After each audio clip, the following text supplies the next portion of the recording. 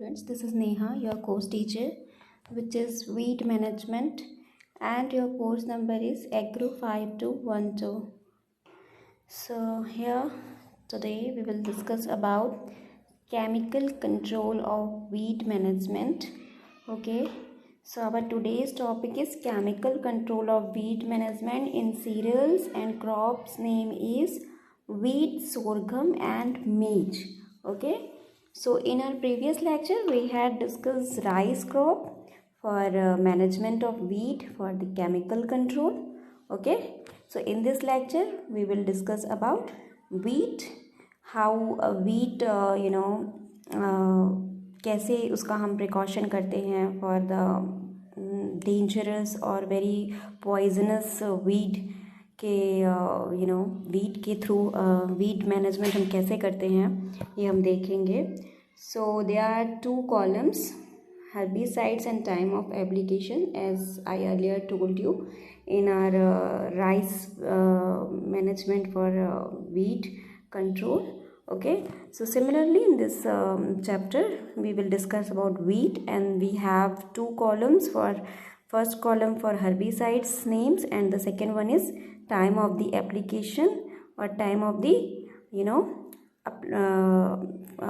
spraying for the herbicides. Okay, so in this session we will discuss bentazone, okay, which is very important for wheat crop for weed management.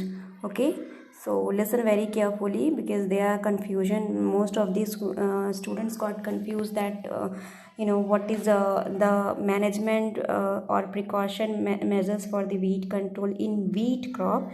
Basically ये पूछा जाता है exams में कि particular wheat के crop को आप कैसे कंट्रोल करते हैं. ठीक है, सो कई बार कॉन्सेप्चुलाइज क्वेश्चंस पूछ लिए जाते हैं एग्जाम्स में, तो ये आपको ध्यान में रखना होगा कि बेंटाजोन जो है वो हम वीट के प्रिकॉशन के लिए करते हैं for the weed management.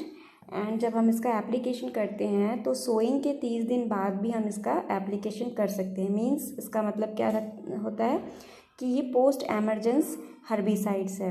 Okay, then क्लोडिनाफॉप जो है जो 0.03 to 0.05 ml/5 कंसनट्रेशन का जो मार्केट में अवेलेबल है, ठीक है, जो हम 30 DAS में इसका एप्लीकेशन कर सकते हैं. तो this is again for the post emergence application, we can say that.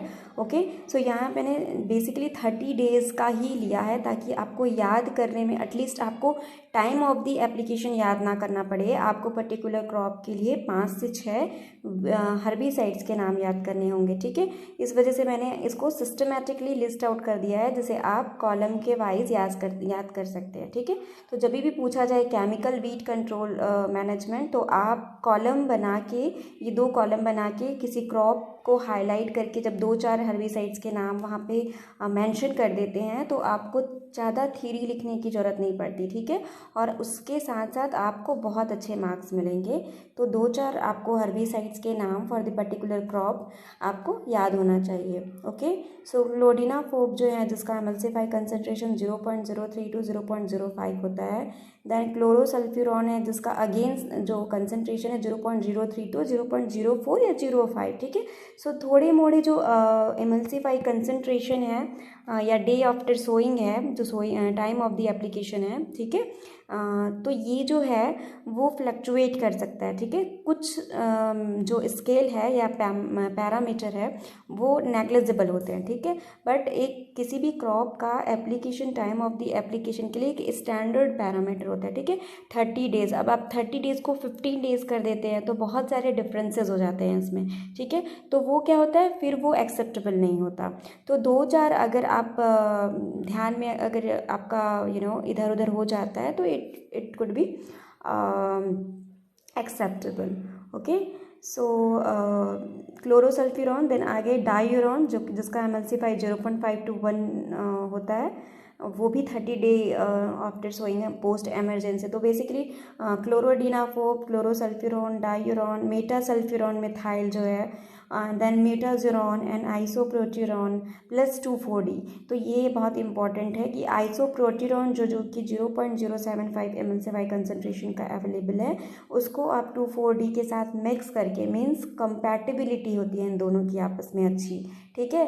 किसमें? हर्बिसाइड्स की ये जो कंपैटिबिलिटी है वो हम हर्बिसाइड एडमिक्सचर का यूज़ हम वीट क्रॉप पे करते हैं फॉर वीड कंट्रोल के लिए, ठीक है।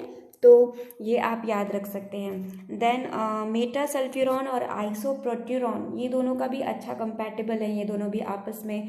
तो इनका जो मेटासल्फ्यूरॉन है वो 0.04 to 0.075 इसका जो ML/5 कंसिडर हम आपस में मिक्सअप करके एडमिक्सचर तैयार करके हम 15 to 20 डेज़ में क्या करते हैं, अप्लाई करते हैं सोइंग के 15 to 20 डेज़ बाद, यानी कि ये भी पोस्ट एमरजेंस एप्लीकेशन हम करते हैं, ठीक है। तो there are 6 to 7 herbicide which is very easy for the pronunciation. और आपको टाइम ऑफ द एप्लीकेशन तो आपको एटलीस्ट 30 डेज़, मैंने सेलर वाइज ये सॉर्ट कर दिया है, तो आपको ज़्यादा कंफ्यूज होने की ज़रूरत नहीं है। आप इसको सीधे सीधे 5 से 6 नाम उठा सकते हैं जो आपको सुटेबल लगे ध्यान रखने में, और वो आप अपने एग्ज़ाम में मेंशन कर सकते हैं, ओके। तो it could be very easy for you, and it is very effective for our crop and our exams point of view, okay.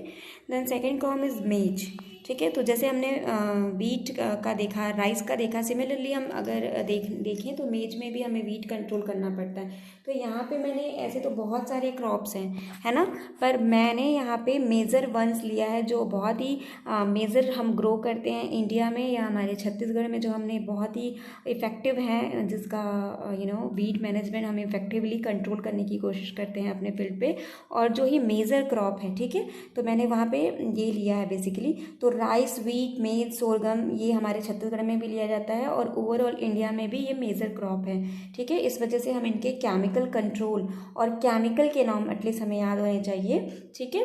तो हमने यहाँ पे लिया है मेज, जिसमें हम एट्राजीन जो है, जो 0.75 to 1.5 ml/5 कंसनट्रेशन होता है, जो हम सोइंग के आफ्टर, मीन्स दैट कि हमने सोइंग कर ली उसके बाद भी हम इसका स्प्रे कर सकते हैं, ठीक है।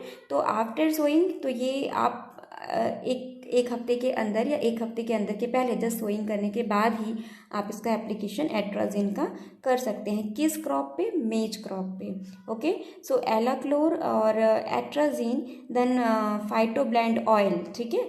सो ऑयल इसलिए क्योंकि कई जो हर्बिसाइड्स होते हैं, जब हमने हर्बिसाइड का फॉर्मुलेशन पढ़ा था तब मैंने बताया था जो वेटेबल पाउडर है या फिर आपका जो ग्रैन्यूल्स के रूप में है, ठीक है। तो ये जो सारे हैं, जो कई ऐसे होते हैं जो वाटर सॉल्युबल होते हैं, कई फैट सॉल्युबल होते हैं, कई ऑयल सॉल्युबल होते हैं, ठीक है।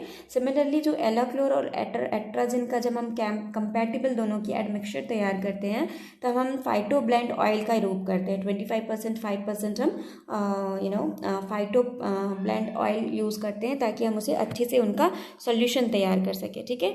और इस सोल्यूशन का जब हम रेडी करने के बाद हम 5 to 7 डेज हम डे आफ्टर सोइंग इसका एप्लीकेशन करते हैं।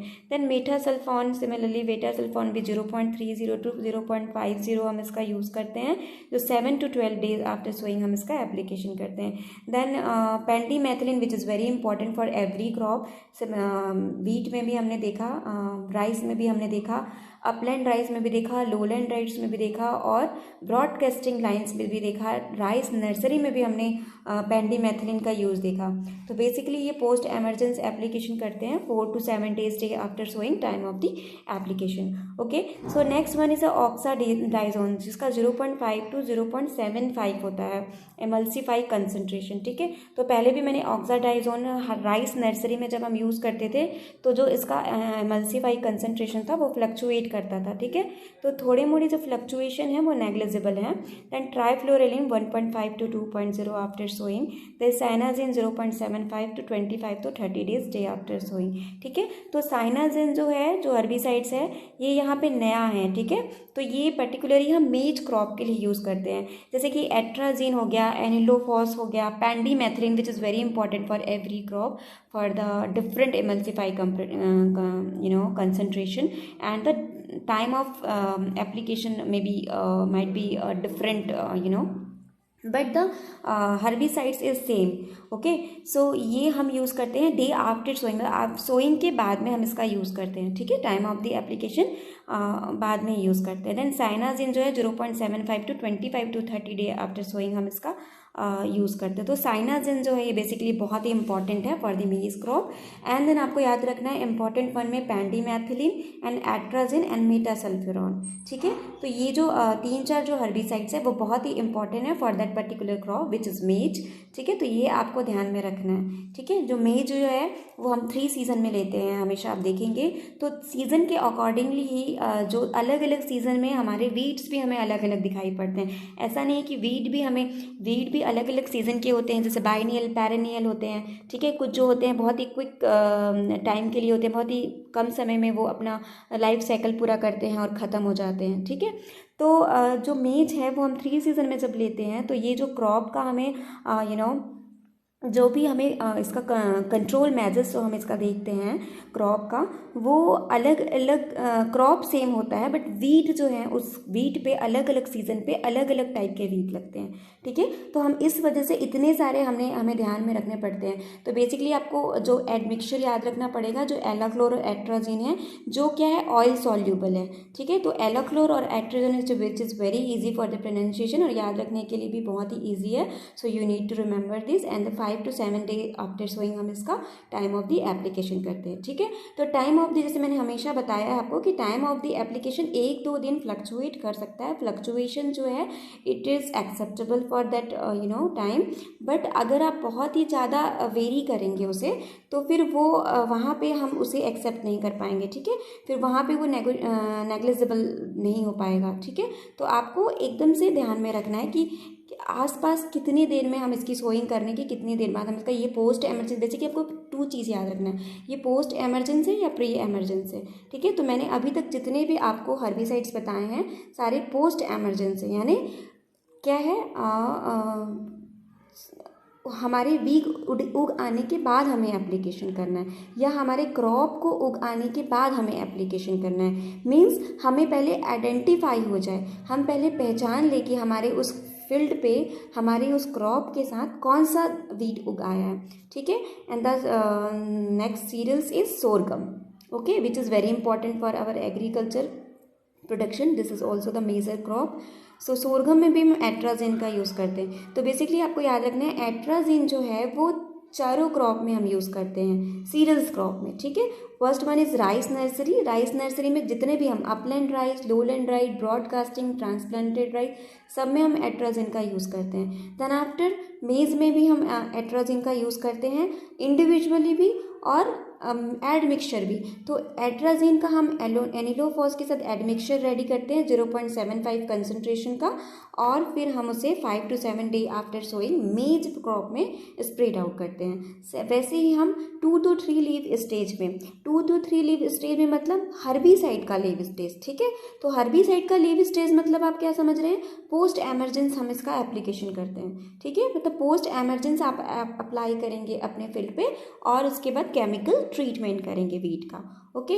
देन स्ट्रिगा क्रॉप के लिए यहाँ पे बहुत ही इंपॉर्टेंट फेनैक करके एक केमिकल कंपोजिशन हर्बिसाइड्स अवेलेबल है, वो हम यूज़ करते हैं, जो स्ट्रिगा क्रॉप वीट जो है जिसकी वजह से जिसमें हम यूज़ करते हैं। सो ये भी आफ्टर सोइंग हम इसका यूज़ करते हैं। तो this is also post emergence application for that particular crop. Then metribuzin, तो ये मेट्रीबियूजिन जो है ये अलग है सोरगम के लिए, ठीक है। जैसे कि हमने मेज में देखा सिनानेबेजिन जो था वो अलग था, सिनाट्राइब्लेजिन जो था वो अलग था मेज के लिए। सिमिलरली इसमें मेट्राब्यूजिन जो है वो अलग है, जिसका हम 30 to 45 डेज बाद भी, आफ्टर सोइंग के बाद भी अगर हम इसका एप्लीकेशन करते हैं तो हम वीट को कंट्रोल कर सकते हैं। ठीक है। सो ट्राइफ्लोरिन भी एक बहुत इंपॉर्टेंट है जो सॉइल इनकॉर्पोरेशन करता है। तो बिफोर सोइंग यानी ये प्री एमरजेंस है, मतलब अभी तक हमने सोरगम क्रॉप में ट्राइफ्लोरिन को देखा जिसका एमल्सिफाई कंसंट्रेशन 0.75 to 1.0 होता है, और जो क्या है बिफोर सोइंग। ठीक है, सोइंग से पहले हम इसका यूज़ क्रॉप का हम करते हैं। Okay, so basically chemical control में हमने राइस देखा, वीट देखा, then maize and sorghum. These four are a very important and very major crop for our crop protection. तो इनका केमिकल कंट्रोल हम कैसे करते हैं ये हमने देखा। और ये एग्जाम्स में आपको जब भी केमिकल कंट्रोल पूछा जाए तो आप क्रॉप को हाईलाइट करके कॉलम बना दीजिए, टाइम ऑफ द एप्लीकेशन और हर्बिसाइड्स का नाम मेंशन कर दीजिए। ठीक है, पर्टिकुलर क्रॉप के लिए। तो आपको ज़्यादा थ्योरी और ज़्यादा बढ़ाने की ज़रूरत नहीं है, आपको बहुत अच्छे मार्क्स मिलेंगे। ठीक है, सो आज के लिए बस इतना ही। नेक्स्ट लेक्चर में हम पल्सेस के क्रॉप देखेंगे। सो हमारे जो मेजर पल्सेस के जो क्रॉप हैं उसमें हम केमिकल कंट्रोल कैसे करते हैं और कौन कौन से हर्बिसाइड केमिकल्स या हर्बिसाइड एडमिक्सचर का यूज़ करते हैं जिससे हम एक इफेक्टिव वीट कंट्रोल मैनेजमेंट कर पाएँ। ठीक है, सो आज के लिए बस इतना ही। Thank you very much. Till then be safe, take care. Thank you.